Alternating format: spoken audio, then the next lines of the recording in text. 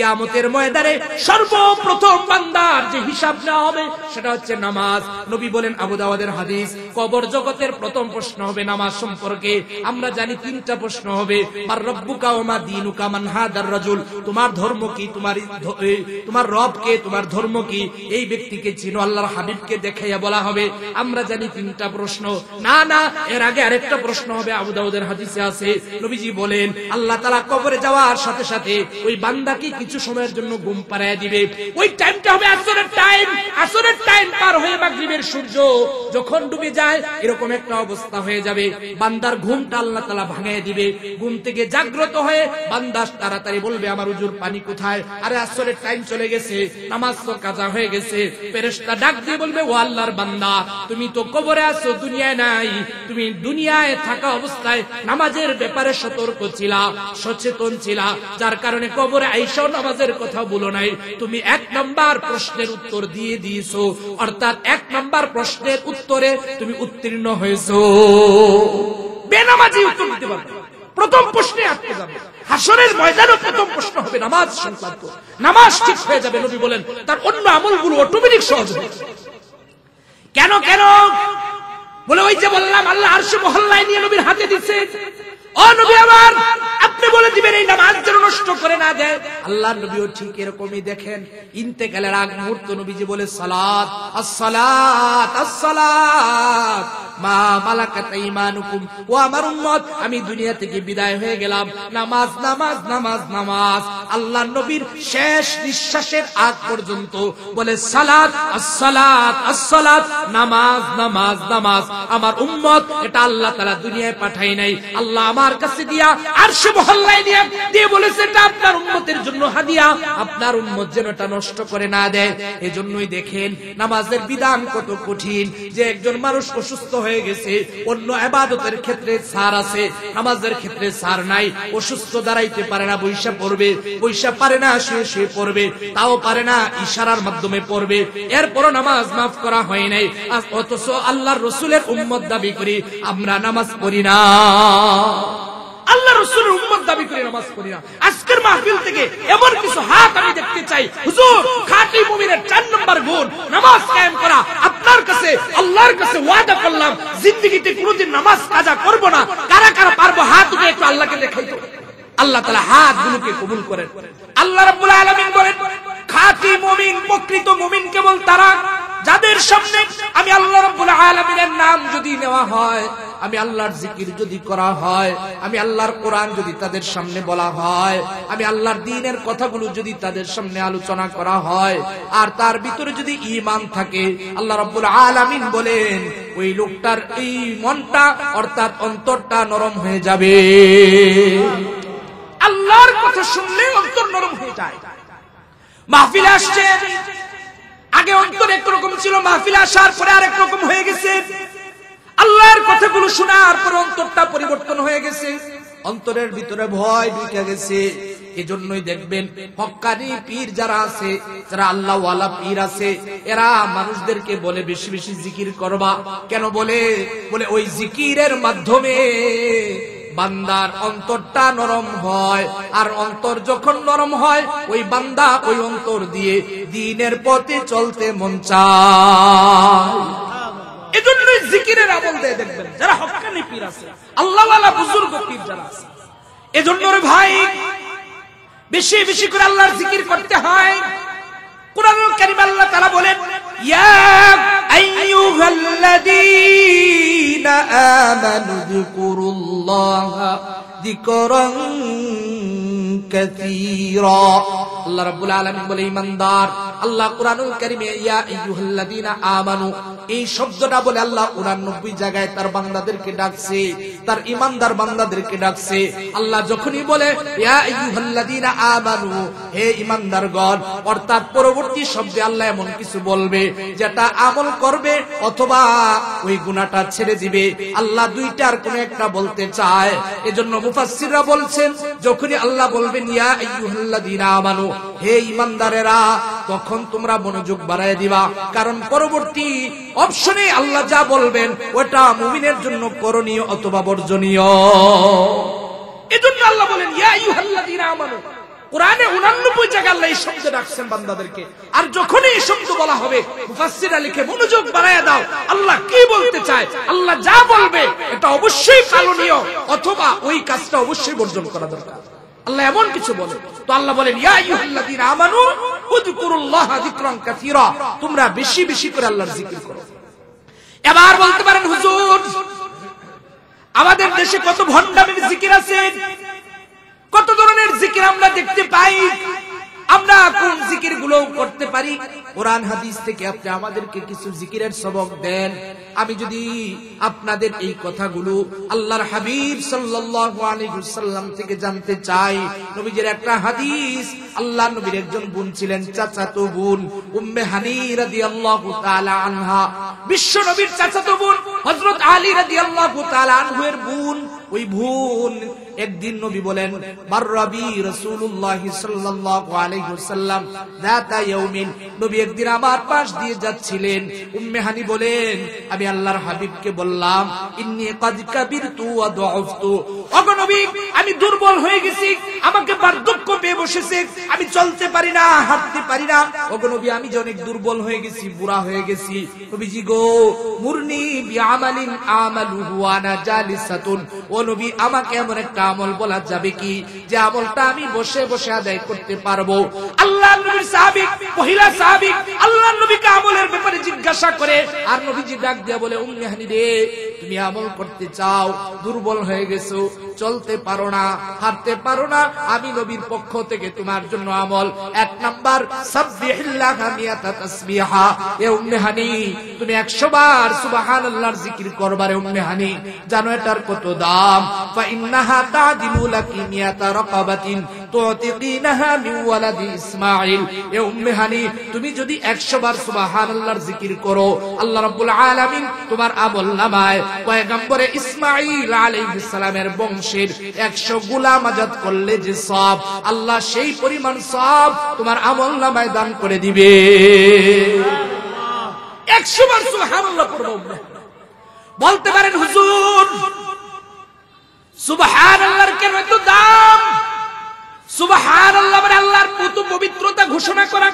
হে আল্লাহ তুমি দুনিয়ার যত ভুল ত্রুটি আছে সমস্ত ত্রুটি থেকে তুমি পবিত্র, এই কথার সাক্ষ্য দেওয়া সুবহানাল্লাহ। এজন্য এত দাম। বলবেন হুজুর এজন্য কেন এত দাম? পয়গম্বরে ইউসুফ আলাইহিস সালাম যখন মিশরের বাদশা, মিশরের অর্থমন্ত্রী, তখন মিশরে দুর্ভিক্ষ দেখা দেয়, মানুষগুলো একে একে যাইয়া ওনার কাছে ত্রাণ চায়, কিছু ত্রাণ আমাকে দেন। এভাবে ইউসুফ আলাইহিস সালাম দিতেছিলেন। ওই সময় একটা লোক যায় বলে এই পয়গম্বর ইউসুফ আমাকে দেন। পয়গম্বর ইউসুফ তাকে কিছু দিলেন, বলে আরো দেন, আবার দিলেন, বলে আরো দেন। পয়গম্বর ইউসুফ ডাক দিয়া বলে ভাইরে তোরে যদি এতই দিয়ে দিই, মিশরে দুর্ভিক্ষ চলে, একাই যদি তুমি এত নিয়ে যাও, বাকি মানুষগুলোকে আমি কি দিব? ওই লোকটা ডাক দিয়ে বলে হ্যাঁ ইউসুফ তুমি কি আমাকে চিনো? আমি কে? তুমি যদি আমাকে চিনতা আমি কে, তাহলে তুমি এই কথা বলতা না, আমি যতবার চাইতাম ততবার দিতা। পয়গম্বর ইউসুফ ডাক দিয়ে বলে ভাই তুমি কে? বলে আমি ওই শিশু বাচ্চাটা, আমি যখন দুলনায় ছিলাম, কুলে ছিলাম, আর জুলাইখা তোমার ব্যাপারে মিথ্যা অভিযোগ করেছিল, জিনার অপবাদ দিয়েছিল, আমি তখন তোমার পক্ষে সাক্ষী দিয়েছিলাম। পয়গম্বর ইউসুফ ডাক দিয়ে বলেন এই তারে আরো দাও। আরো দেওয়া হলো, বলে আরো দাও, দিতে থাকো, সে যতক্ষণ চায় দিতে থাকো। দিতে দিতে তাকে এত বেশি দেওয়া হলো। আল্লাহ রাব্বুল আলামিন ডাক দিয়ে বলে ইউসুফ একবার তোমার পক্ষে সাক্ষী দিয়েছে, পুত পবিত্রতার সাক্ষী দিয়েছে, এজন্য তুমি তাকে এত দিলা। তোমার ধনভাণ্ডার একদিন ফুরায় যেতে পারে, আমি আসমান জমিনের মালিকের ধনভাণ্ডার কখনোই ফুরাবে না। তো যে বান্দাগুলো আমার পুত পবিত্রতা ঘোষণা করবে, ইউসুফ তুমি আবার বুঝে নাও আমার ওই বান্দাগুলোকে আমি কত বেশি দেব, আমি কত বেশি।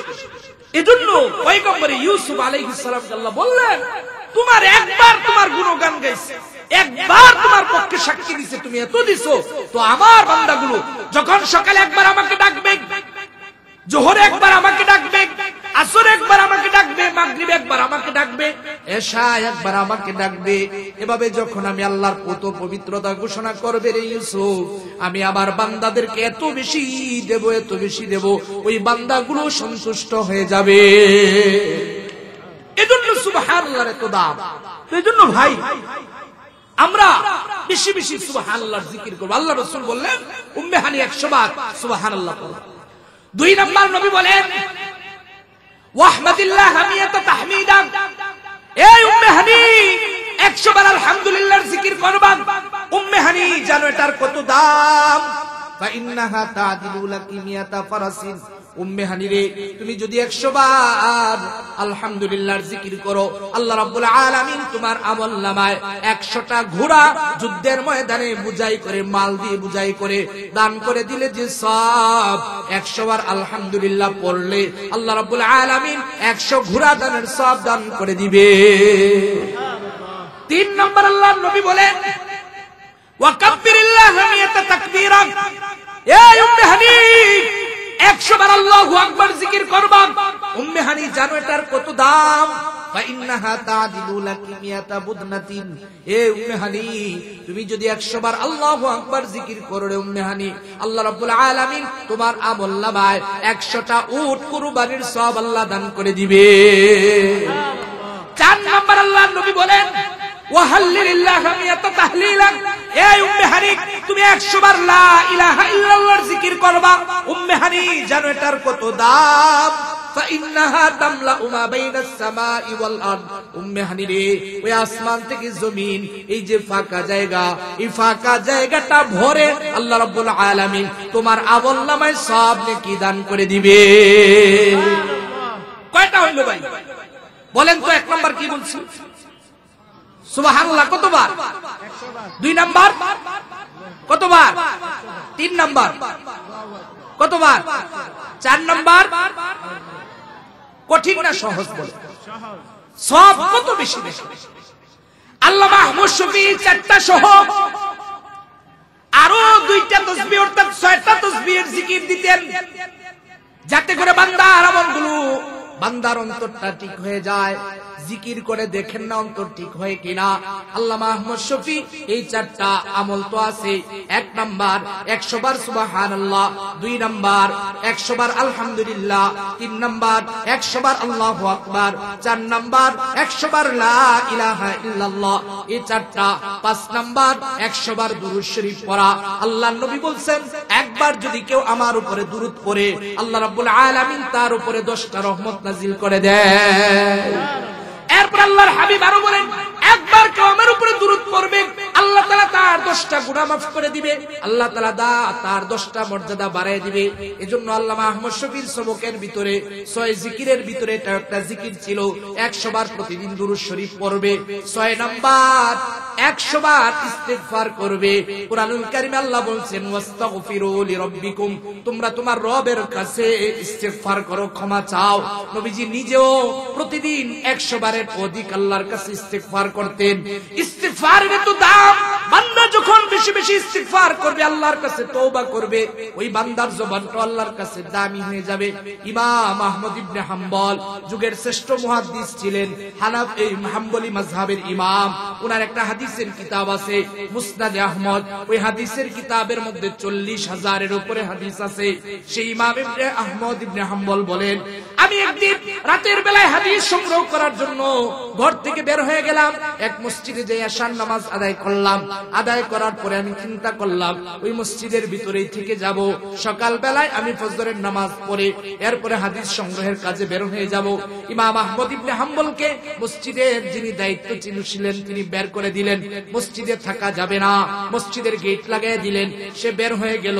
আহমদ ইবনে হাম্বল এবার চিন্তা করতেছে আমি রাতটা কোথায় কাটাইতে পারি।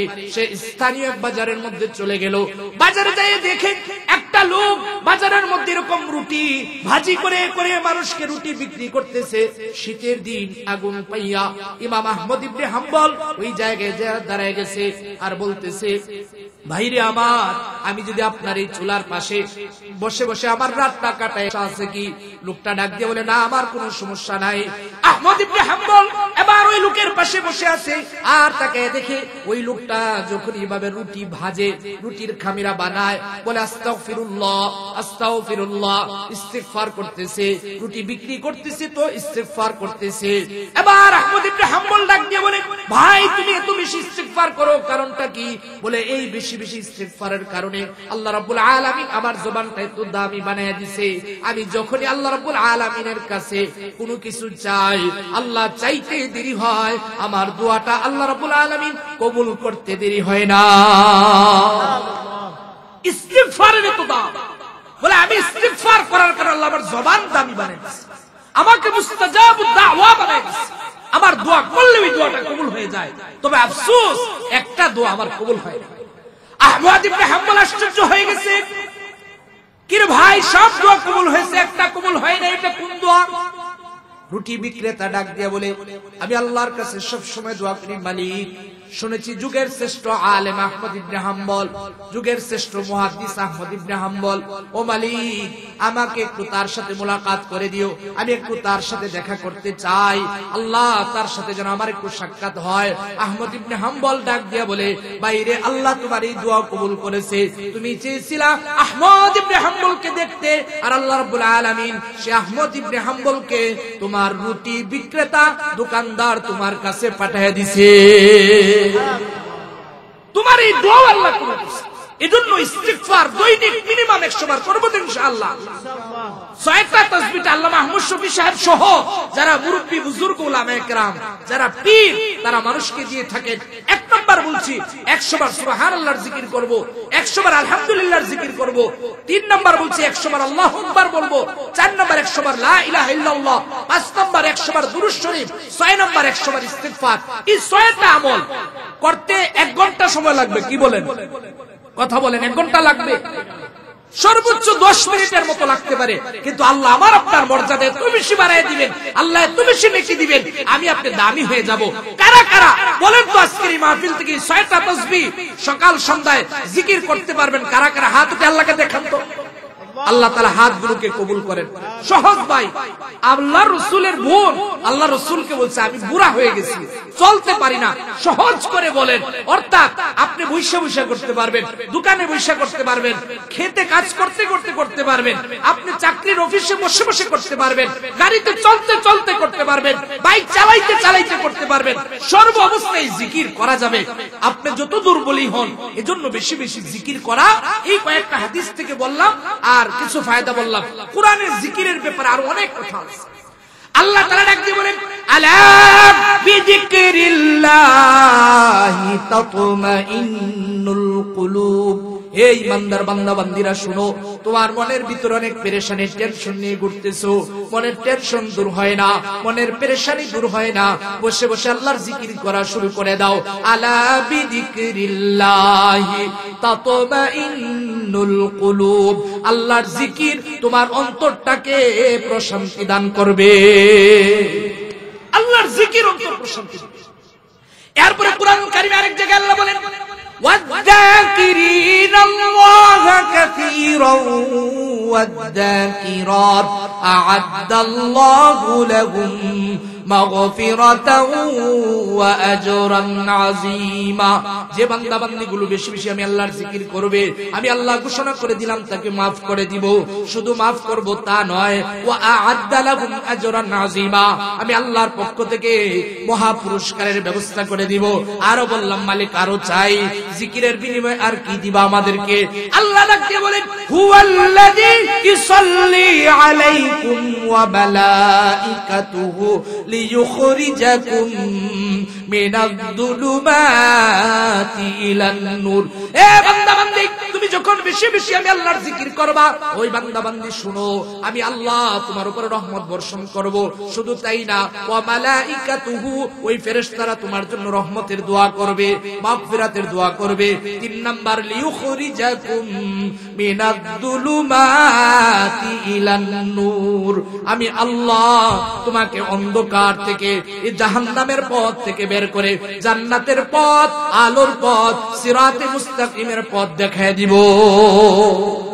জিকিরের এত লাভ বলতে গেলে অনেক সময় দরকার। তো এক নাম্বার গুণ বলছিলাম খাঁটি মুমিনের আমরা বেশি বেশি জিকির করব তো ইনশাআল্লাহ। দুই নাম্বার আল্লাহ বলে وَإِذَا تُلِيَتْ عَلَيْهِمْ آيَاتُهُ زَادَتْهُمْ ঈমানা। আল্লাহ রাব্বুল আলামিন বলেন খাঁটি মুমিনের দুই নাম্বার গুণ, তার সামনে যখন আমি আল্লাহর কোরআনের তেলাওয়াত করা হয়, আমি আল্লাহর কোরআন যখন তার সামনে পড়া হয়, আমি আল্লাহর কোরআনের তাফসীর যখন তার সামনে করা হয়, ওই লোকটার ভিতরে যদি ঈমান থাকে, আল্লাহ বলেন যাদাতুহুম ঈমানা, তার ঈমানটা আরো বেড়ে যাবে। আল্লাহর কোরআন শুনলে ঈমান বাড়ে। বলতে পারেন হুজুর ঈমান আমার বাড়ে কিভাবে? ঈমান বাড়ে মানে ঈমানের পাওয়ার বাড়ে, ঈমানের শক্তি বাড়ে। ঈমানদার তো আজকে বাংলাদেশে অভাব নাই, কিন্তু তার সামনে কেউ নবীরে গালি দিলে কষ্ট পায় না, কোরআন নিয়ে কেউ ব্যঙ্গ করলে কষ্ট পায় না, সাহাবায়ে কেরামকে গালি দিলে সে কষ্ট পায় না। এরকম ঈমানওয়ালা ঈমান দিয়ে জান্নাতে যাওয়া যাবে না। এমন ঈমান থাকা চাই যে ঈমান আমার সামনে দাঁড়ায় যদি আমার বাবা আমার নবীকে গালি দেয়, ওই যে আবু বকর রাদিয়াল্লাহু তাআলা আনহু সামনে দাঁড়ায়া আল্লাহর হাবিবকে বাবা একটা গালি দিয়েছে, আবু বকর সাথে করে টাস করে গালের মধ্যে একটা থাপ্পড় দিয়ে দিয়েছে বাবারে। বাবা গালে হাত দিয়া আল্লাহ নবীর কাছে যায় বলে, হে মুহাম্মদ সাল্লাল্লাহু আলাইহি ওয়াসাল্লাম, আমার ছেলেটা আদবওয়ালা ছিল, তোমার সাথে থেকে থেকে বেয়াদব হয়েছে। বাবার গায়ে হাত তুলতে হচ্ছে, দ্বিধাবোধ করে নাই। আল্লাহর নবী বলে, আবু বকর এই কাজ তুমি করেছো, বাবার গায়ে হাত তুলেছো কি আবু বকর? আবু বকর ডাক দিয়ে বলে, ইয়া রাসূলুল্লাহ, শুধু হাত তুলেছি, ওই সময় যদি আমার কাছে কোনো তরবারি থাকতো, আমি আমার বাবার গর্দানটা, ওই মাথাটা তার ঘাড় থেকে আলাদা করে দিতাম। এটার নাম ঈমান। আল্লাহর নবী বলে, আবু বকর কেন তুমি এই কাজ করলা? বলে, ইয়া রাসূলুল্লাহ, আমাকে সে মারে কাটুক মারুক, আমি তার সন্তান, অধিকার আছে, কিন্তু আমার সামনে দাঁড়িয়ে সে আপনাকে গালি দিয়েছে। আমার কাছে তরবারি থাকলে বাবা চিনতাম না, আমি গর্দান থেকে মাথা আলাদা করে দিতাম। আল্লাহর নবী বলে, আবু বকর ঈমান তো এরকমই থাকা চাই। এটার নাম ঈমান। হযরত আবু বকর রাদিয়াল্লাহু তাআলার সন্তান একদিন বলতেছে, বাবা বদরের প্রান্তরে আমার তরবারির নিচে অনেকবার আসছে, আমি চাইলে আপনাকে মারতে পারতাম, আবু জেহেলের পক্ষে ছিলাম আমি, আর আপনি মুহাম্মাদের পক্ষে ছিলেন, তো বলে মারো নাই কেন? বলে, আপনি যে আমার বাবা, এজন্য মারি নাই।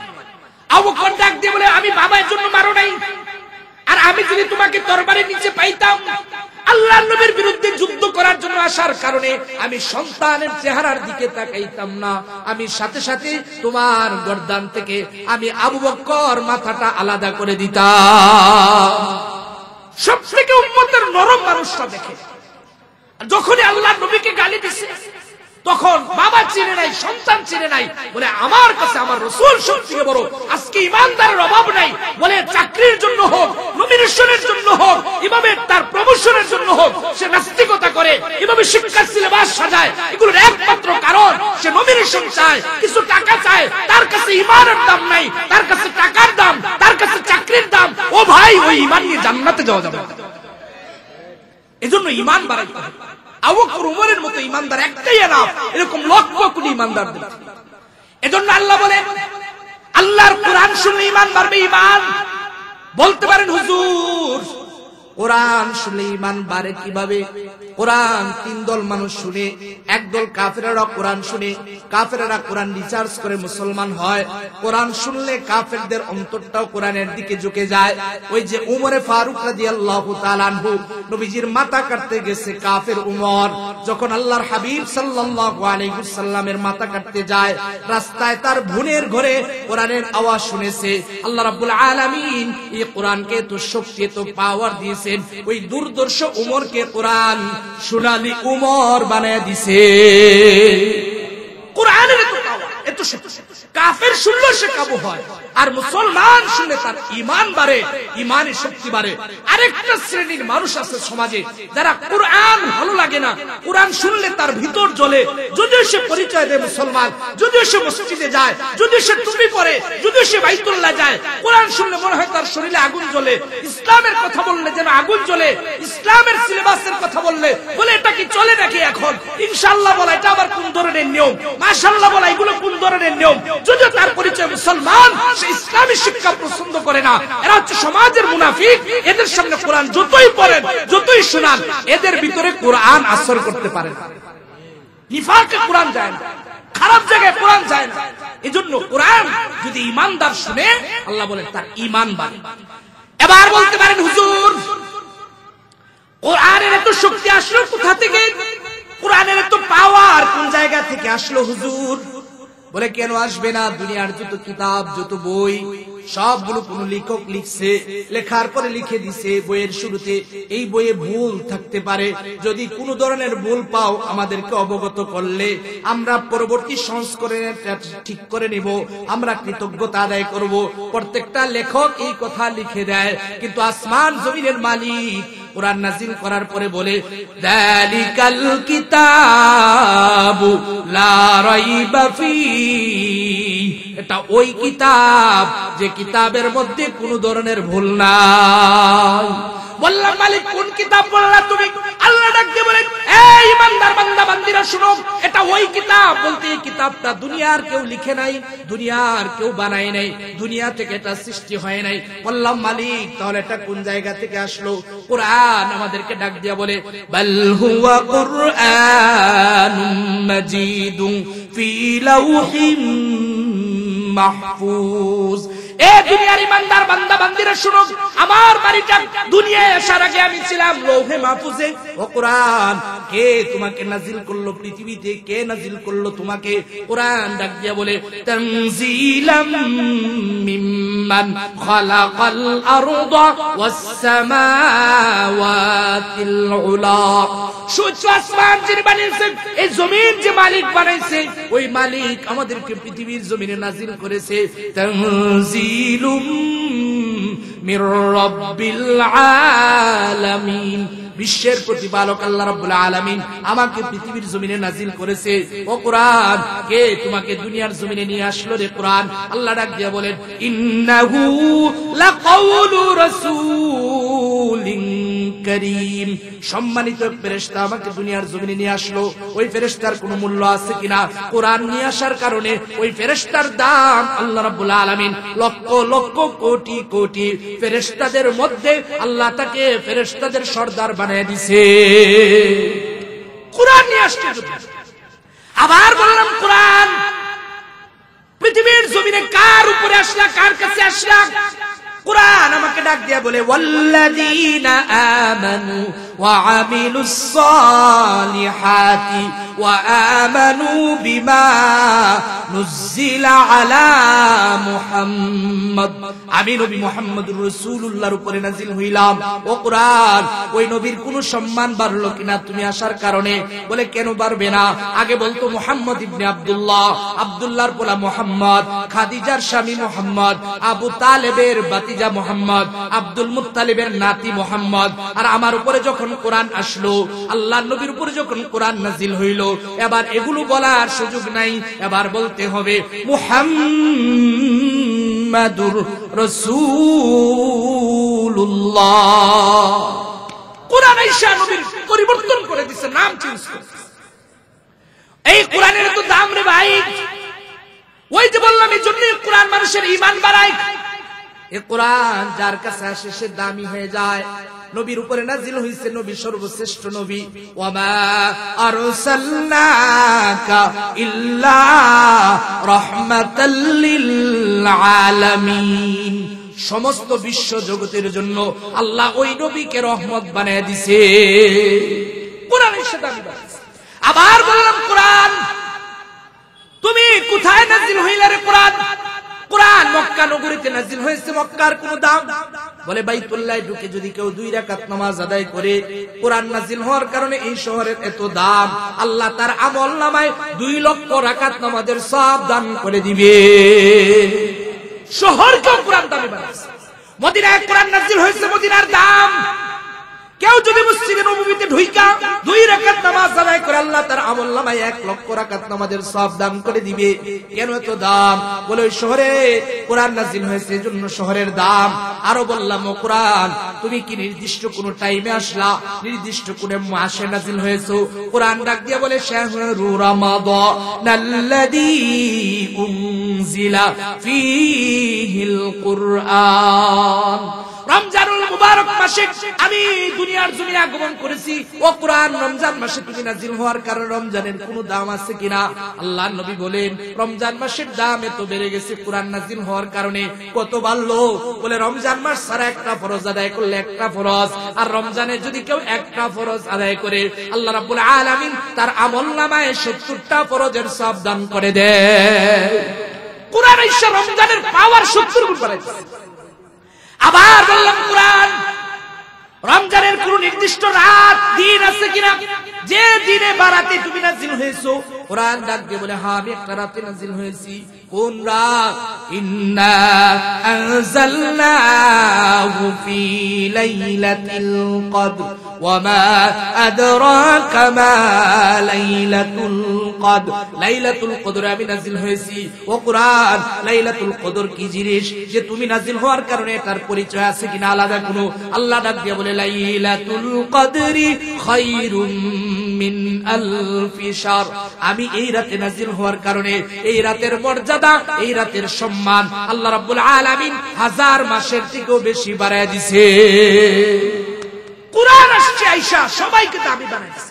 কোরআন আল্লাহ নাযিল করছেন, আল্লাহ দামি। কোরআন জিবরাইল নিয়ে আসছে, জিবরাইল দামি। কোরআন মুহাম্মদুর রাসূলুল্লাহর উপর আসছে, মুহাম্মদুর রাসূলুল্লাহ দামি। কোরআন মক্কায় আসছে, মক্কা দামি। কোরআন মদিনায় আসছে, মদিনা দামি। কোরআন রমজানে আসছে, রমজান দামি। কোরআন লাইলাতুল কদরে আসছে, লাইলাতুল কদরকে আল্লাহ দামি বানাইছে।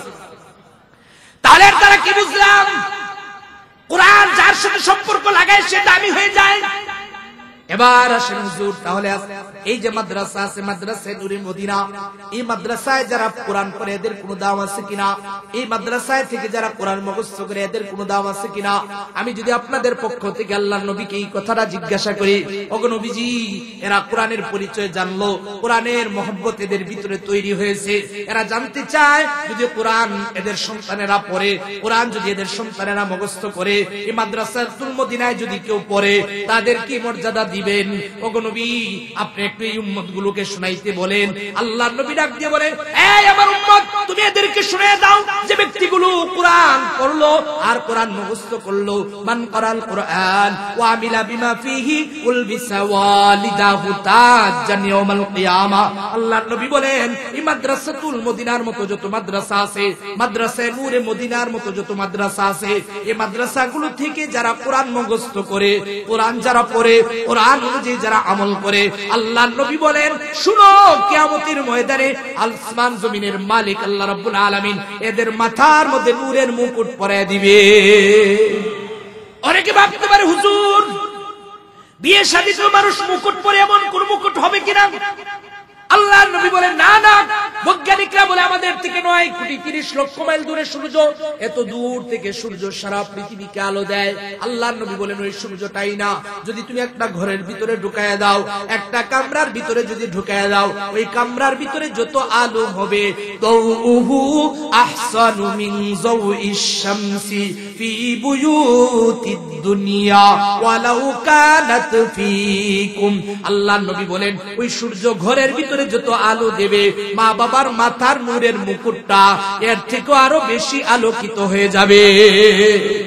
কোরআন ওয়ালাদের মা বাবার একটু দাম। আল্লাহ নবী আরো বলেন মান ক্বারাল কুরআন ফাস্তাযহারাহু ফাহাল্লা হালালাহু ওয়া হাররামা হারামাহু আদখালাহুল জান্নাহ ওয়া শাফাআহু ফি আশরাতিন মিন আহলি বাইতি কুল্লুহুম ক্বাদ ওয়াজাবাত লাহুন নার।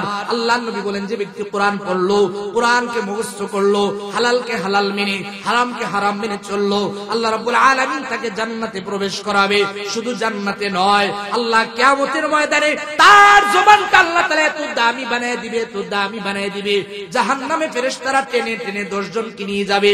আর ওই লোকটা যখন ওই আল্লাহ তাআলার সামনে দাঁড়াইয়া বলবে, আল্লাহ সে তো আমার বাবা হয়, সে তো আমার মা হয়, সে তো আমার নানা হয়, সে আমার নানি হয়, সে আমার দাদা হয়, সে আমার দাদি হয়, সে আমার স্ত্রী হয়, সে আমার শ্বশুর হয়, সে আমার শাশুড়ি হয়, সে আমার ওই ব্যক্তিটা যার টাকা খাইয়া, যার চাউল খাইয়া, যার খরচের মাধ্যমে আমি আজকে কোরআন পড়া তোমার সামনে দাঁড়াইলাম। ও মালিক, এই 10 জনের জন্য আমি সুপারিশ করছি। নবী বলে, কাদ ওয়াজাবাত লাহুন নার, যাদের জন্য জাহান্নাম অবধারিত এমন 10 জনকে সুপারিশ করে জান্নাতে নিয়ে যাবে। কোরআন ওয়ালার জবান আল্লাহর কাছে দামি হয়ে যাবে, মা বাবা ধন্য ওই দিন কোরআন ওয়ালার আমাদের জন্য সুপারিশ। এবার আসেন হুজুর, এটা তো মা বাবা পাইল, কিন্তু যারা কোরআন নিজে পড়লো তাদেরকে কি দেওয়া হবে? যারা কোরআন মুখস্থ করলো তাদেরকে কি দেওয়া হবে? আল্লাহর নবী বলেন, ইকালু লিসাহিবিল কুরআন ইকরা ওয়ারতাকি ওয়ারাতিল কামা কুনতা তুরাতিলু ফিদ দুনিয়া ফা ইন্না মানজিলাকা ইনদা আখিরি আয়াতিন তাকরাউহা। কিয়ামতের ময়দানে কোরআন ওয়ালা হাফেজে কোরআনগুলোকে বলা হবে, কোরআন পড়ো আর উপরে ওঠো, কোরআন পড়ো আর উপরে ওঠো, কোরআন পড়ো আর উপরে ওঠো। কোরআন পড়তে থাকবে আর উপরে উঠতে থাকবে। জান্নাতের যে জায়গায় যেয়া কোরআনের তেলাওয়াত শেষ হবে, নবী বলেন জান্নাতে ওই জায়গাটাই হবে তোমার স্থান। কিয়ামতের ময়দানে কোরআন ওয়ালার বাড়িটা হবে 6000-এর উপরে তালা বিশিষ্ট একটা বাড়ি। দুনিয়ায় 100 তালা নিয়ে বাহাদুরি, 10 তালার বাড়ি কইলে মালিক কইলার কাছে যাওয়া যায় না, 5 তালার মালিক কইলার কাছে যাওয়া যায় না, তার ঝাপটে এলাকায় থাকা যায় না। আসমান জমিনের মালিকের ওই দেওয়া বাড়িটা দুনিয়ার বাড়ির মতো হবে না। 100 বছর মেয়াদ, 200 বছর মেয়াদ, আপনি 30 বছর 40 বছর ভোগ করবেন, এরপরে আপনার সন্তান। এরকম বাড়ি আল্লাহ তাআলা দিবেন না। আল্লাহ তাআলা যে বাড়িগুলো দিবেন ওই বাড়িটা অনন্তকালের জন্য আল্লাহ দিবে। এজন্য কোরআন ওয়ালাদের দাম বেড়ে যাবে। এবার বলতে পারেন, হুজুর এরা তো মাদ্রাসায় পড়ে জন্য কোরআন পড়তে পারে, আমাদের জন্য কোরআন তেলাওয়াত করলে আমাদের কি সম্মান বাড়বে না? আমাদের কি মর্যাদা বাড়বে না? আল্লাহর নবী বলেন, কেন বাড়বে না? মান ক্বারা হারফান মিন কিতাবিল্লাহ ফালাহু বিহি হাসানাতুন ওয়াল হাসানাতু বিআশরি আমসালিহা লা আকুলু আলিফ লাম মিম হারফুন। আল্লাহর নবী বলেন, যে ব্যক্তি কোরআন থেকে একটা হরফ তেলাওয়াত করবে, একটা হরফ সমান সমান 10টা করে নেকি দেওয়া হবে। আমি নবী তো এই কথা বলি না লা আকুলু আলিফ লাম মিম হারফুন, আমি নবী এই কথা বলি না আলিফ লাম মিম একটা হরফ, লাকিন আলিফুন হারফুন লামুন হারফুন মিমুন হারফুন। যে ব্যক্তিটা আলিফ লাম মিম তেলাওয়াত করবে, আল্লাহ রাব্বুল আলামিন তার আমলনামায় 30টা নেকি লিখে দিবে। কোরআন পড়লেই দাম। ওই যে আল্লাহ বলছেন কোরআনের দ্বারা ঈমান বাড়ে, বলে এটা দামি কিতাব, যে তেলাওয়াত করবে তারও সম্মান। এজন্য রে ভাই, আজকে ঘরগুলোতে কোরআনের তেলাওয়াত নাই, এজন্য ঘরগুলোতে আজকে শান্তি নাই। মাসালা তালাকের মাসালা মাসে কয়েকটা আসে, হুজুর এই রাগের ঠেলায় তালাক বলে ফেলছি, এভাবে তালাক আজকে অভাব নাই। পত্রিকায় নিউজ হয়, ঘন্টায় শত শত তালাক হয় ঢাকা শহরে। বলে এত তালাক কেন? আগে তো এরকম ছিল না, একটা যুগ এরকম ছিল সারা মহল্লা ঘুরলেও একটা তালাক পাওয়া যেত না। অথচ ওই মহিলারা এই মহিলাদের থেকে বেশি কষ্ট করত। তারা ছিল এরকম, খেতে প্রতিদিন ফজরের নামাজের পরে আল্লাহর কোরআন তেলাওয়াত করে ঢেকে দিয়া চাউল ভাঙাইয়া ওই চাউল দিয়া ভাত রান্না করে বন্দে নিয়ে গেছে, কাজ করতেছে, স্বামী নিয়ে খাবার রান্না করে দিছে।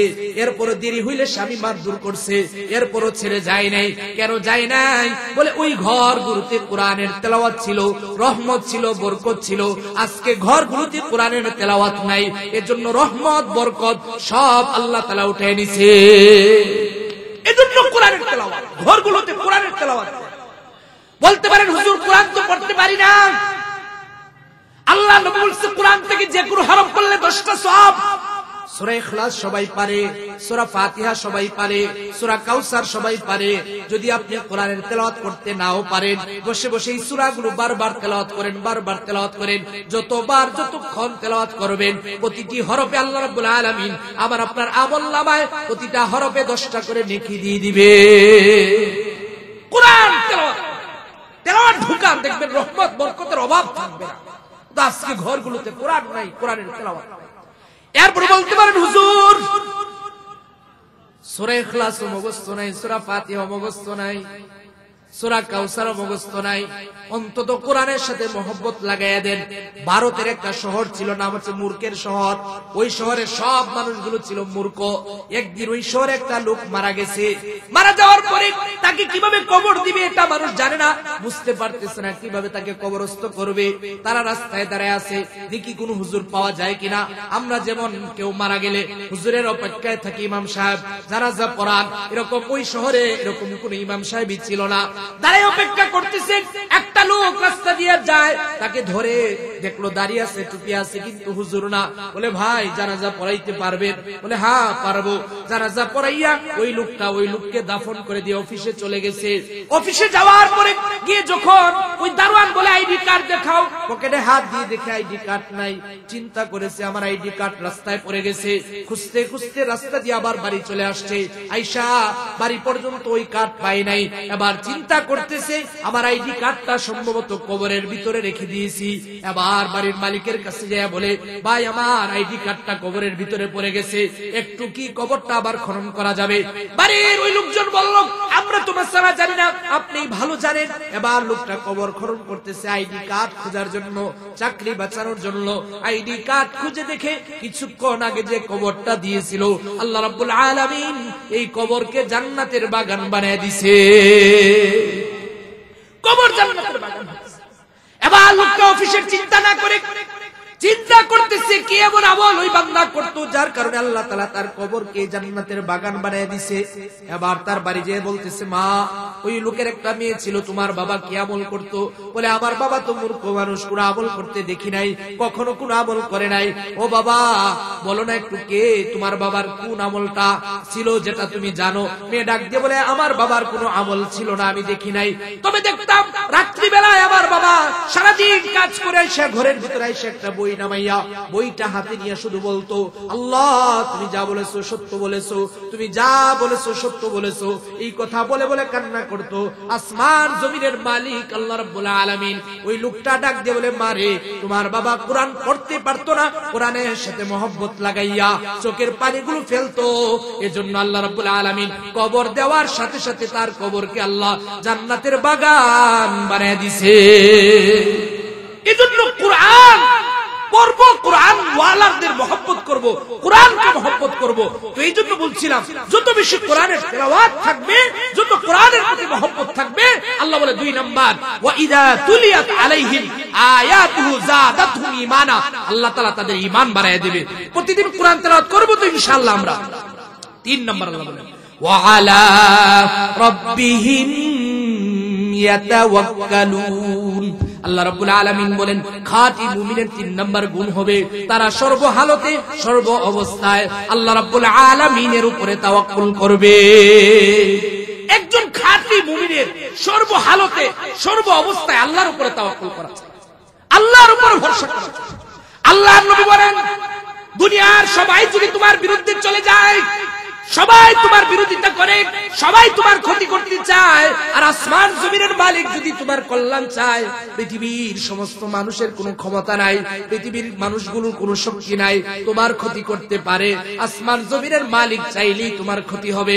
আর আল্লাহ যদি তোমার কল্যাণ করতে চায়, আল্লাহ যদি তোমার ভালো করতে চায়, দুনিয়ার সবাই মিলে তোমার ক্ষতি করতে পারবে না। এজন্য খাঁটি মুমিনের 3 নাম্বার গুণ হবে তারা আল্লাহর উপর তাওয়াক্কুল।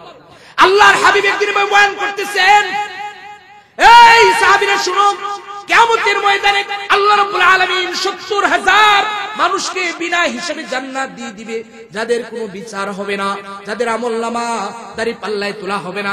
সাহাবীরা বলল ইয়া রাসূলুল্লাহ তাদের কি গুণ হবে যে গুণের কারণে তারা সরাসরি জান্নাতে চলে যাবে? আল্লাহর নবী বলেন তাদের 3টা গুণের ভিতরে একটা গুণ থাকবে, তারা সর্বহালতে সর্ব অবস্থায় আল্লাহ রাব্বুল আলামিনের উপরে তাওয়াক্কুল করবে। উপরে তাওয়াক্কুলকারীরা রাসূল বলছেন 3টা গুণের একটা গুণ এটা, তারা বিনা হিসাবে জান্নাতে চলে যাবে। এজন্য একজন মুমিন সর্ব অবস্থায় বিপদ আসুক মুসিবত আসুক, সুখের দিনে দুঃখের দিনে আল্লাহর উপরে তাওয়াক্কুল করবে। সবাই যদি আমার বিরুদ্ধে চলে যায় কোনো ক্ষতি করতে পারবে না, আল্লাহ যদি আমার পক্ষে থাকে। পয়গম্বর ইব্রাহিম আলাইহিস সালাম আল্লাহর দ্বীনের দাওয়াত দেয়, নমরুদ তার বিরোধিতা করে, সরকার তার বিরোধিতা করে, রাষ্ট্র তার বিরোধিতা করে, বাবাও তার বিরোধিতা করে, আত্মীয় স্বজন তার বিরোধিতা করে। পয়গম্বর ইব্রাহিমের সবাই বিরুদ্ধে একটু আওয়াজ করে বলা যাবে কি পয়গম্বর ইব্রাহিমের পক্ষে একজন তিনি কে? সবাই বিপক্ষে, রাষ্ট্র বিপক্ষে, নমরুদ সরকার বিপক্ষে, আত্মীয় স্বজন বিপক্ষে, বাবা বিপক্ষে, শুধু পক্ষে আছে একজন, আর তিনি হচ্ছে আল্লাহ। আগুনের জন্য লাকড়ি জমা করা হলো, 1 মাস পর্যন্ত লাকড়ি জমা করা হলো, আগুন লাগিয়ে দেওয়া হলো। ওই আগুনের পাওয়ার তাফসীরের মধ্যে আসছে 16 মাইল পর্যন্ত উপরে উঠে গেছে। এত পাওয়ারফুল আগুন, আগুনের কাছেও যাওয়া যায় না, এত শক্তিশালী আগুন। কেরেন দিয়া আগুনের মধ্যে ইব্রাহিমকে ফেলে দেওয়া হলো। আল্লাহ তাআলা জিবরাইলকে পাঠাইলেন। জিবরাইল আয়েশা বলেন, নবী ইব্রাহিম আপনি শুধু একবার আমাকে বলেন, আমার এই ডানা দিয়ে আগুনটা নিভাইয়ে দেব। ইব্রাহিম ডাক দিয়ে বলে, আমি যে রবের দাওয়াত দিতে যাইয়া, আমি যে রবের কালিমার দাওয়াত দিতে যাইয়া, আমি যে রবের কথাগুলো বলতে যাইয়া আজকে আগুনে পুড়ে যাই, ওই রব কি আমাকে দেখে না? ওই রব যদি আমাকে দেখে, ওই রব যদি চায় আমি আগুনে পুড়ে যাব, আর যদি রব চায় আমাকে রক্ষা করবে। জিবরাইল আমি তোমার সাহায্য নিতে চাই না। আসমান জমিনের মালিক আল্লাহ রাব্বুল আলামিন খুশি হয়ে গেছে। আর ইব্রাহিম কঠিন মুসিবতে পড়েও আমার থেকে সাহায্য চায়, আমার উপরে তাওয়াক্কুল করে, আমার উপরে ভরসা করে, সে জিবরাইল থেকেও সাহায্য নিতে চায় না। আল্লাহ তাআলা ডাক দিলেন, জিবরাইল তুই চলে আয়। আবার আল্লাহ সরাসরি আগুনকে ডাকে, উলনা ইয়া নার, হে আগুন আমি তোমাকে বানাইছি, ইব্রাহিমকে আমি বানাইছি। আমি ইব্রাহিম আমার কথা বলতে যাইয়া, দ্বীনের কথা বলতে যাইয়া আজকে আগুনের মধ্যে পড়ে গেছে, তোমার মধ্যে পড়ে গেছে। সাবধান, আমার বন্ধু ইব্রাহিমকে তুমি জ্বালাইতে পারবে না। উলনা ইয়া নারু কুনি বারদাউ ওয়া সালামান আলা ইব্রাহিম, হে আগুন আমার বন্ধু আমার খলিল ইব্রাহিমের জন্য শান্তিদায়ক ঠান্ডা হয়ে যাও। আল্লাহর উপরে তাওয়াক্কুল করার কারণে আল্লাহ রাব্বুল আলামিন পয়গম্বর ইব্রাহিমকে আগুন থেকে রক্ষা করেছে। এজন্য খাঁটি মুমিনের গুণ হবে তারা সর্ব অবস্থায় যত মুসিবত আসুক, যত বিপদ আসুক, এই বিপদ থেকে আমাকে কোন গুন্ডা মাস্তান, কোন এমপি মন্ত্রী, কোন সরকার, কোন প্রশাসন, কোন বিচারক রক্ষা করতে পারে না। একজনই রক্ষা করতে পারেন, তিনি কে? আল্লাহ। নবী মুসা আলাইহিস সালাম ফিরাউনের 6 লক্ষ বাহিনী ওনাকে তাড়া করেছে, নিয়ে বিশাল সমুদ্রের সামনে দাঁড়িয়ে গেছে। পিছনে 6 লক্ষ ফিরাউন বাহিনী, সামনে এরকম ভাবে বিশাল সমুদ্র। ওই অবস্থায় মুসা আলাইহিস সালামের উম্মতেরা ফিরাউনের বাহিনীকে যখন দেখলো, আল্লাহ কোরআন কারীমে এভাবে ঘটনাটা উল্লেখ করেছেন, ফালাম্মা তারা আল জামআনি ক্বালা আসহাবু মুসা ইন্না লামুদরাকুন। একদল আরেক দলকে যখন দেখতে লাগলো, বলতে লাগলো, মুসা রে এই যে আমরা ধরা খেয়ে গেলাম, ফিরাউনের 6 লক্ষ বাহিনী আমাদের পিছনে আছে, সামনে সমুদ্র, পার হওয়ার কোন সিস্টেম নাই, পার হওয়ার জন্য কোন রাস্তা নাই। আবার একটু আওয়াজ করে বলেন তো পয়গম্বরে মুসা কার উপরে তাওয়াক্কুল করে? 6 লক্ষ ফিরাউনের বাহিনীর পরোয়া করে না, সামনে রাস্তা নাই সেটারও পরোয়া করে না। পয়গম্বর মুসা ডাক দিয়ে বলে, ক্বালা কাল্লা ইন্না মাইয়া রাব্বি সায়াহদিন। কখনো নয়, কখনো নয়, এরা আমাদের কোনো ক্ষতি করতে পারবে না। আল্লাহ রাব্বুল আলামিন আমার জন্য রাস্তা বের করে দিবে। কোন জায়গায় দাঁড়াই আল্লাহর উপরে তাওয়াক্কুল করছে, সামনে রাস্তা নাই, পিছনে ফিরাউনের 6 লক্ষ। ওই অবস্থায় ভয় পাইছে, ভয় পায় না, আল্লাহর উপরে তাওয়াক্কুল করছে। তো আল্লাহ তাআলা আবার ডাক দিয়ে বলতেছে, এ মুসা কঠিন মুসিবতে পড়ে তুমি আমার উপরে তাওয়াক্কুল করলা, যাও তোমার হাতের লাঠি দিয়ে সমুদ্রে আঘাত করো। সমুদ্রে আঘাত করেছে, একটা দুইটা নয়, আল্লাহ রাব্বুল আলামিন 12টা রাস্তা বানায় দিছে। ওই রাস্তা দিয়ে মুসার উম্মতকে আল্লাহ পার করে দিছে। ফিরাউন আইসা দেখে তো সুন্দর রাস্তা, আমরা পার হয়ে যাব। ফিরাউনের তাওয়াক্কুল রাস্তার উপরে, আল্লাহ রাব্বুল আলামিন ওই রাস্তা দিয়ে ফিরাউনকে ধ্বংস করে দিয়েছে। মুসার তাওয়াক্কুল আল্লাহর উপরে, আল্লাহ রাস্তা বানাইয়া মুসাকে পার করে দিছে। এজন্য খাঁটি মুমিনের 3 নাম্বার গুণ, সংক্ষিপ্ত করে বলছি, এগুলো এক একটা গুণের উপরে 2 ঘন্টা আলোচনা দরকার। তো আল্লাহ বলেন, ওয়া আলা রাব্বিহিম ইয়াতাওয়াক্কালুন। খাঁটি মুমিন তারা, প্রকৃত মুমিন তারা যারা সর্ব অবস্থায় আল্লাহর উপরে তাওয়াক্কুল করে। 4 নাম্বার আল্লাহ বলেন, আল্লাযী ইউকিমুনাস সালাতা। আল্লাহ রাব্বুল আলামিন বলেন খাঁটি মুমিন, প্রকৃত মুমিনের 4 নাম্বার গুণ হবে তারা সর্ব অবস্থায় নামাজ কায়েম করবে। নামাজ কায়েম, নামাজ পড়ার কথা বলা হয় নাই। বছরে একদিন যে নামাজ পড়ে তো নামাজ পড়া, যে জীবনে একবার নামাজ পড়ে তো পড়া। নামাজ কায়েম হচ্ছে এই যে আমার শরীরে যেমন জামা আছে, এই জামাটা কায়েম আছে, লেগে আছে। এই জামা থেকে যদি আমি আলাদা হয়ে যাই, উলঙ্গ হয়ে যদি এখানে আসতাম, ঘাড় ধরে আমাকে বের করে দেওয়া হতো। কারণ জামা নাই আপনার শরীরে, আপনি কেন এখানে আসছেন? খালি গায়ে কেন আসছেন? আপনি উলঙ্গ হইয়া কেন আসছেন? বলে কেন ঘাড় ধরে বের করে দিত? এই জামাটা শরীরের সাথে কায়েম থাকা জরুরি। ঠিক তেমনি ভাবে আজকে যদি সমাজে নামাজ কায়েম হয়ে যেত, আজকে যদি সমাজের মধ্যে নামাজ থাকতো, মুসলমানের সামনে দাঁড়াইয়া কোন বেনামাজি যখন বড় বড় কথা বলতো, তার ঘাড় ধরে তাকে স্টেজ থেকে নামায় দিত। এজন্য নামাজ, আল্লাহ বলছে নামাজ কায়েম করতে হবে। কিন্তু আফসোসের বিষয়, আজকে মুসলমান নামাজ পড়তে চায় না, নামাজ পড়তে চায় না, নিজেকে মুসলমান দাবি করে। আল্লাহর নবী বলেন মান তারাকাস সালাতা মুতাআম্মিদান ফাকাদ কাফারা। নবী বলেন যে ইচ্ছাকৃত নামাজ ছেড়ে দিল সে কুফরি করলো। 2 নম্বর হাদিস আল্লাহর নবী বলেন একজন কাফের একজন মুসলমানের মধ্যে পার্থক্য হলো নামাজ। দুইজন মানুষ রাস্তা দিয়ে হাঁটা যায়, 2 বন্ধু, একজন কাফের একজন মুসলমান। আজান হলো মসজিদের মিনার থেকে, এবার মুসলমান বলবে ভাই আমি নামাজে যাব, কাফের নামাজে যাবে না। এখন মুসলমানও নামাজে যায় না, কাফেরও নামাজে যায় না। নবী বলে 2 জনের মধ্যে পার্থক্য না। মুসলমান ইমানদার এবং কাফেরের মধ্যে পার্থক্য হলো নামাজ। 3 নম্বর হাদিস আল্লাহর নবী বলেন আমার মন চায় আমি কাউকে এশার নামাজের জামাতের ইমামতি দেই, আমার মন চায় কাউকে জামাতের ইমামতি দেই, দিয়ে ওই ঘরগুলোতে আমি যাই যে ঘরগুলোতে আজান শোনার পরে মসজিদে আসে নাই, আমি নবী এই ঘরগুলো জ্বালায়া দেই। আমি নবী তো এই ঘর জ্বালায়া দিতাম যদি ওই ঘরের ভিতরে শিশু বাচ্চা না থাকতো, মহিলারা না থাকতো, আজান হওয়ার পরও যারা মসজিদে আসে নাই, আল্লাহর নবী বলেন আমি ওই ঘরগুলো জ্বালায়া দিতাম। কত কঠিন 3টা হাদিস বলছি, 3টা হাদিস অনেক কঠিন। নবী বলে ইচ্ছাকৃত নামাজ ছেড়ে দিচ্ছে, কুফরি করলো। নামাজ ছেড়ে দেওয়া কাফের মুশরিকের মধ্যে পার্থক্য, মুমিনের মধ্যে পার্থক্য নামাজ। 3 নম্বর বলেন নামাজ আজান হইছে মসজিদে আসে নাই, আমি নবী চাই এই ঘরগুলো জ্বালায় দিতে যারা আজান শুনে মসজিদে আসে। বলে এত কঠিন কেন হুজুর? নবীজি এত কঠিন কেন নামাজের ব্যাপারে? দুনিয়ার জমিনে আল্লাহ রাব্বুল আলামিন যত ইবাদত আছে জিবরাইল দিয়ে আল্লাহ পাঠিয়ে দিয়েছে। যাকাতের বিধান আল্লাহ জিবরাইল দিয়ে পাঠিয়ে দিয়েছে, কুরবানির বিধান আল্লাহ জিবরাইল দিয়ে পাঠিয়ে দিয়েছে, হজের বিধান আল্লাহ জিবরাইল দিয়ে পাঠিয়ে দিয়েছে, রমজানের বিধান আল্লাহ জিবরাইল দিয়ে পাঠিয়ে দিয়েছে। কিন্তু একটা মাত্র আমল, যে আমলটা আল্লাহ জিবরাইল দিয়ে পাঠায় নাই, আল্লাহ রাব্বুল আলামিন তার বন্ধুকে বিশেষ পদ্ধতিতে দাওয়াত করেছে। বাইতুল্লাহ থেকে বাইতুল মুকাদ্দাস, বাইতুল মুকাদ্দাস থেকে প্রথম আসমান, দ্বিতীয় আসমান, চতুর্থ আসমান, পঞ্চম আসমান, ষষ্ঠ আসমান, সপ্তম আসমান, সিদরাতুল মুনতাহা, লৌহে মাহফুজ পারি দিয়া আল্লাহ রাব্বুল আলামিন তার আরশে মহল্লায় নিয়া বন্ধু তার বন্ধুর সাথে মুলাকাত ঘটাইয়া, সাক্ষাৎ ঘটাইয়া, বিদায় মুহূর্তে বন্ধু তার বন্ধুর হাতে দিয়া বলে ও বন্ধু আমার, আপনি দুনিয়ায় চলে যাবেন, আপনার সাথে দেখা হলো, কথা হলো, আপনার উম্মতের জন্য সামান্য হাদিয়া, এই নামাজ আপনার উম্মতকে হাদিয়া দিলাম। আর আপনার উম্মতকে বলবেন তারা যেন এই নামাজের ব্যাপারে সতর্ক হয়, নামাজ যেন নষ্ট করে না দেয়। এই নামাজ নবী বলে আউয়ালু মা ইউহাসাবু বিল আবদু ইয়াউমাল কিয়ামা সালাতুহু। কিয়ামতের ময়দানে সর্বপ্রথম বান্দার যে হিসাব নেওয়া হবে সেটা হচ্ছে নামাজ।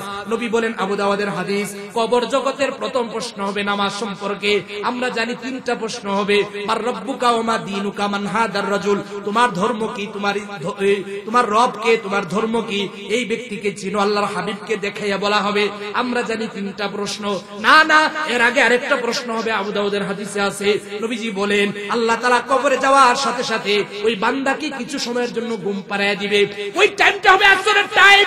আসরের টাইম পার হয়ে মাগরিবের সূর্য যখন ডুবে যায়, এরকম একটা অবস্থা হয়ে যাবে, বান্দার ঘুমটা আল্লাহ তাআলা ভাঙিয়ে দিবে।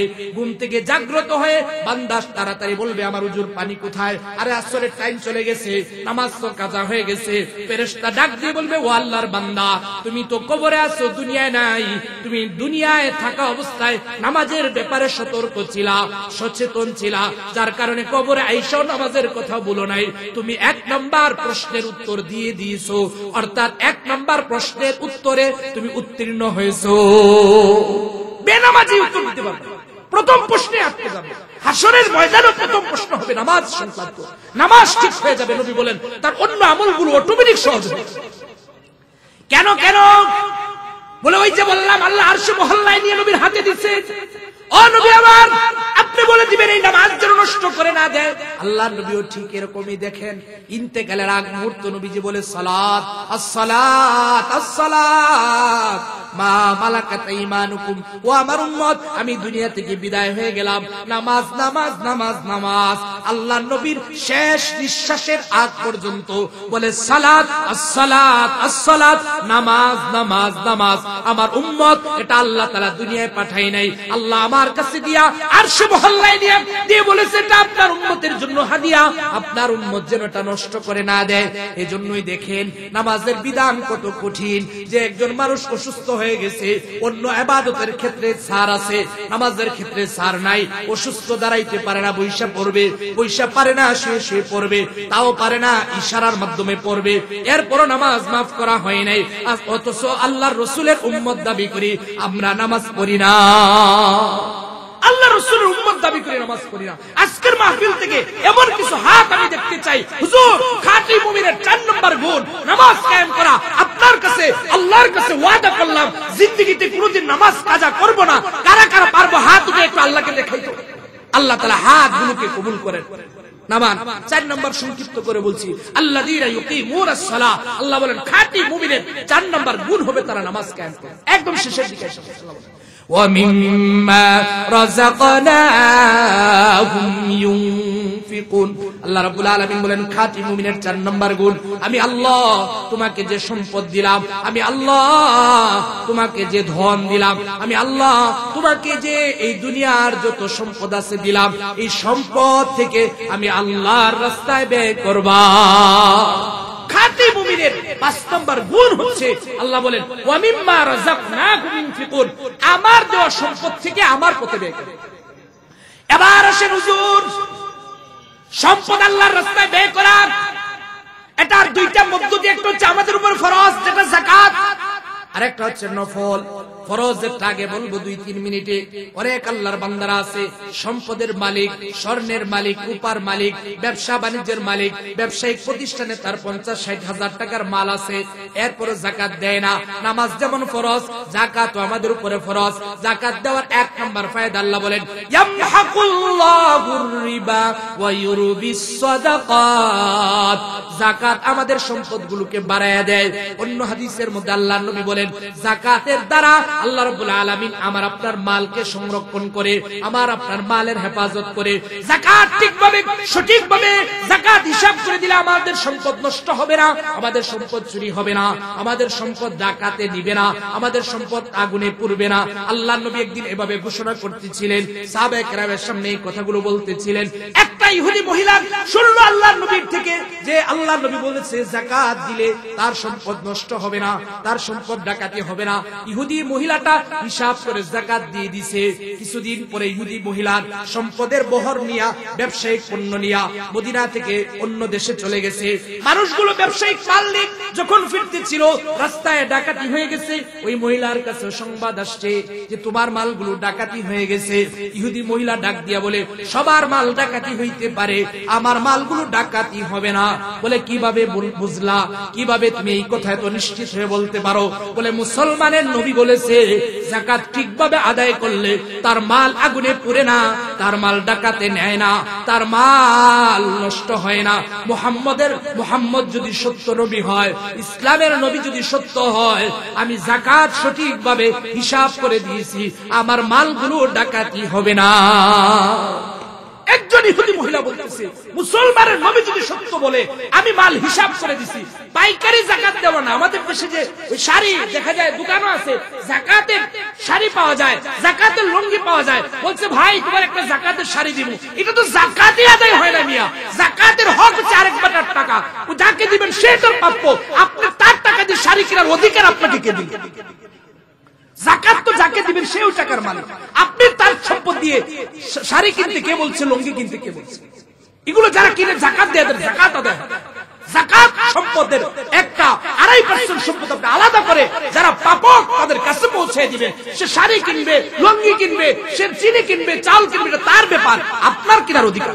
ওইভাবে যাকাত দিলে যাকাত আদায় হয়। এজন্য যাকাত রমজানে অনেকে দেয়, হিসাব করে যাকাত দিবেন, এর ফায়দা হবে আমার মাল আল্লাহ সংরক্ষণ করবে।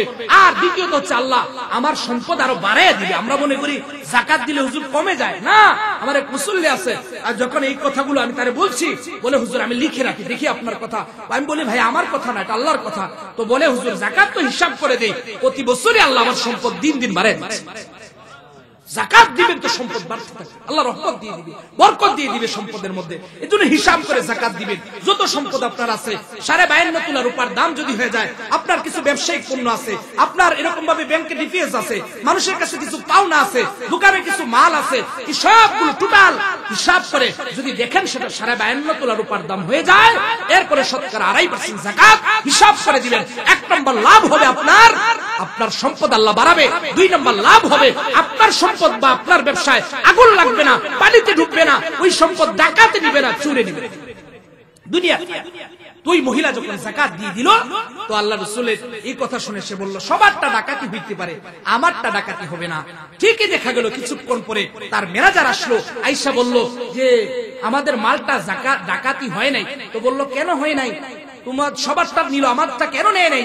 বলে আমরা যখন আসতেছিলাম রাস্তায় একটা দুর্ঘটনা হয়, আমাদের উটের পা ভেঙে যায়, উটটা ওই জায়গায় থেমে গেছে, আর তারা সামনে চলে আসছে, এরপরে তাদের মাল ডাকাতি হয়ে গেছে, আমাদেরটা ডাকাতি হয় নাই।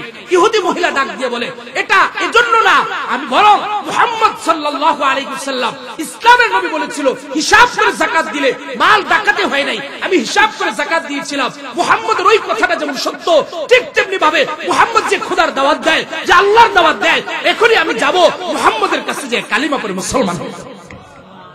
এজন্য আল্লাহ বলেন ওয়ামিম্মা রাযাকনাহুম ইউনফিকুন, আমার দেওয়া সম্পদ থেকে তোমরা দান করবে। 1 নম্বর যাকাত, 2 নম্বর হচ্ছে নফল। আমি আর 5-6 মিনিটের ভিতরে শেষ করে দিব। 2 নম্বর হচ্ছে নফল দানের দ্বারাও আমাদের সম্পদ বাড়ে। আল্লাহ বলেন মাতালুল লাযীনা ইউনফিকুনা আমওয়ালাহুম ফি সাবিলিল্লাহি কামাতালি হাববাতিন আমবাতাত 7 সানাবিল ফি কুল্লি সুমবুলাতিন মিয়াতু হাব্বা ওয়াল্লাহু ইউদাইফু লিমান ইয়াশা। আল্লাহ রাব্বুল আলামিন বলেন যে বান্দাগুলো আল্লাহর রাস্তায় এক একটা টাকা দান করে, তার দৃষ্টান্ত হচ্ছে এরকম একটা শস্য দানার মতো। একটা শস্য দানা থেকে 60টা শীষ হয়, আবার প্রত্যেকটা শীষ থেকে 100 করে দানা হয়, অর্থাৎ 1 টাকায় 700। আল্লাহ তাআলা বলেন কিসের আবার 700? ওয়াল্লাহু ইউদাইফু লিমান ইয়াশা মান যাল্লাযী ইউকরিদুল্লাহা কারদান হাসানা। কে আছো আমি আল্লাহকে ঋণ দিবা, আল্লাহর তো অভাব নাই। এরপর আল্লাহ ঋণ চায় কেন? বলে আমার দ্বীনের প্রতিষ্ঠানের জন্য দিবা, দ্বীনের মার্কাজের জন্য দিবা, কোরআন ওয়ালাদের দিবা, মসজিদের জন্য দিবা। যেখানেই আমি আল্লাহ দ্বীনের জন্য তোমার কাছে চাইবো, তুমি দিবা, আমি আল্লাহ ফায়ুদাইফাহু লাহু আদআফান কাসীরা। আল্লাহ বলেন এটা আমি বহু গুণে তোমাকে বাড়ায় দিব। আল্লাহ বলে আমি যখন তোমার কাছে ঋণ চাইবো, আল্লাহর কি অভাব আছে ভাই বলেন? আল্লাহর অভাব আছে? আল্লাহ আমাদের জন্যই নিবে, এটা বাড়াইতে থাকবে আল্লাহ তাআলা। দুনিয়ার ডিফেন্সে যেমন বাড়তে চায় বাড়তে থাকে। এজন্য সাহাবায়ে কেরাম এই কথাগুলো শোনার পরে এত বেশি দান করতেন, এত বেশি দান করতেন, মানে খাবার থাকতো না, এরপর আইনে সব দিয়ে দিতেন। এরকম আবু বকর দিয়ে দিয়েছেন, হযরত উমর অর্ধেক দিয়ে দিয়েছে, উসমান হাজার হাজার হাজার হাজার কোটি টাকা দান করছে। একদিন নবীজির জন্য 2টা খেজুরের গাছ, 200 খেজুরের গাছ দিয়ে কিনছে। নবী বলে কি ব্যাপার উসমান, এত দাম দিয়ে কেন কিনছো? বলে আল্লাহ এবং রাসূলকে খুশি করার জন্য। ওই 2টা খেজুরের গাছের জন্য ইহুদি আমার সব সম্পদ চাইলো, দিয়ে আমি এটা কিনে আপনি নবীর জন্য হাদিয়া করে দিতাম।